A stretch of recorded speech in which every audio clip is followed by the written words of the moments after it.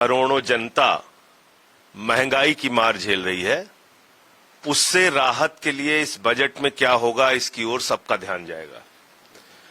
किसानों की एमएसपी की मांग लंबे समय से चली आ रही है। 750 किसानों ने अपनी शहादत दी। उनकी एमएसपी को बढ़ाने के लिए बजट में क्या है, इसको देखना होगा। भारत की सेना को आपने 4 साल के ठेके पर रख दिया। अग्निवीर जैसी योजना लाकर भारत की सेना को कमजोर करने का काम किया। आपके खुद के घटक दल कह रहे हैं कि अग्निवीर वापस लो।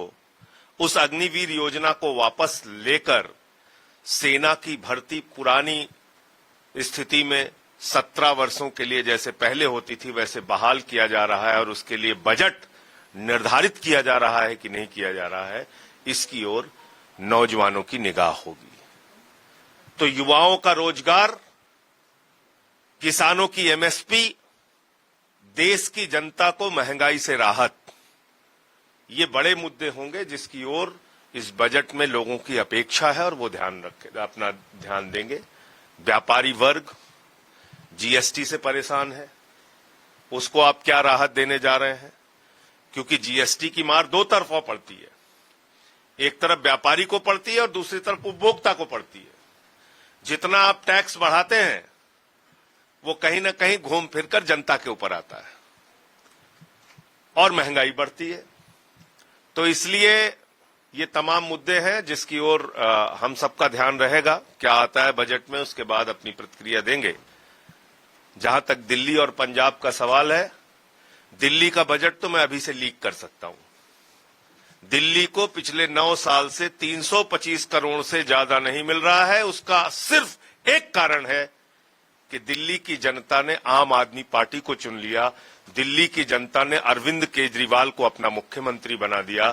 तो केजरीवाल जी मुख्यमंत्री कैसे बन गए, आम आदमी पार्टी की सरकार कैसे बन गई, इसका बदला लिया जा रहा है दिल्ली के लोगों से। लाखों करोड़ का टैक्स दिल्ली की जनता देती है केंद्र सरकार को और बदले में हमको पिछले 9 साल से 325 करोड़ रुपए मिल रहा है। इसके अतिरिक्त कुछ नहीं मिल रहा है। और आज के बजट को मैं अभी लीक कर सकता हूं, आप देखिएगा बजट आएगा 325 करोड़ से ज्यादा हमें मिलने वाला नहीं है। पंजाब की हालत यही है, 8000 करोड़ रुपए अलग अलग डेवलपमेंट के विकास की योजनाओं का इन्होंने रोक के रखा हुआ है। तो ये सारे विषय हैं, इसको हम लोग देखते हैं बजट में आज क्या सामने आता है। इकोनॉमिक सर्वे कल आया है, उसको आप लोगों ने देखा ही होगा। अब बताइए, ये भाजपाई नौटंकी करते हैं, कहते हैं चीन के सामानों का बहिष्कार करो, चीन के सामानों का बहिष्कार करो।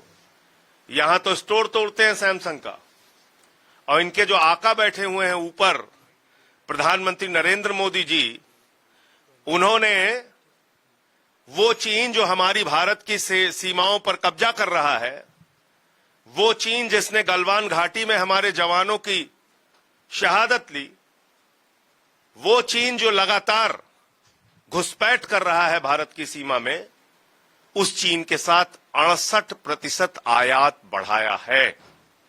इसका जवाब प्रधानमंत्री को देना चाहिए कि आप उस देश के साथ आयात बढ़ा रहे हैं, इंपोर्ट बढ़ा रहे हैं, जो हमारे देश की सीमा में घुसपैठ कर रहा है।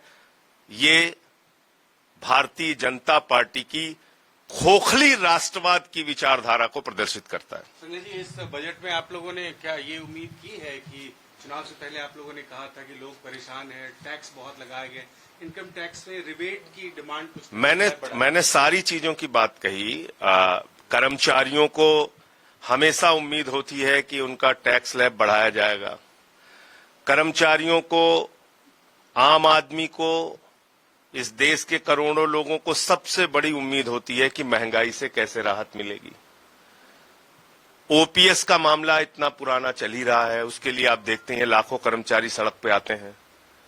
तो आप इन बिंदुओं पे क्या कर रहे हैं? एमएसपी का सवाल है, महंगाई का सवाल है, अग्निवीर का सवाल है, रोजगार का सवाल है। उसको कैसे ये बजट एड्रेस करता है, इसको हम लोग देखेंगे।